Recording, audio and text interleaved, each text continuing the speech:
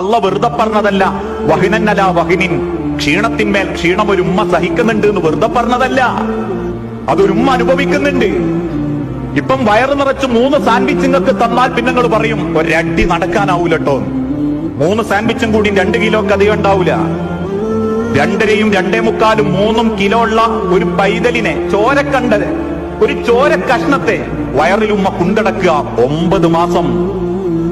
4 മാസം തികയുമ്പേക്ക് ഉമ്മക്ക് ഭക്ഷണത്തോട് വെറുപ്പായി തുടങ്ങി, ഛർദിക്കല് വന്നു.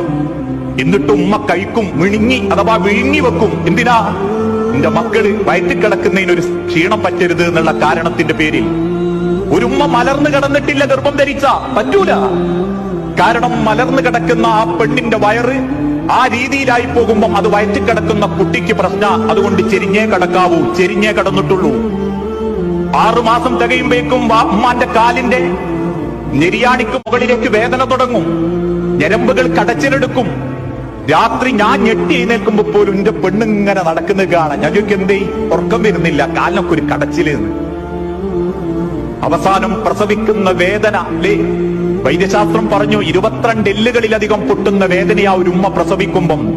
ആ പ്രസവിക്കുന്ന സെക്കൻഡ് വരെ ആ ഉമ്മ പറയും, പടച്ചോനെ ഒരു കുഴപ്പം എന്റെ കുട്ടിക്ക് ഉണ്ടാക്കല്ലേ. പ്രാർത്ഥിക്കുക, നെഞ്ചു പൊട്ടിയിട്ട് പ്രാർത്ഥിക്കുക.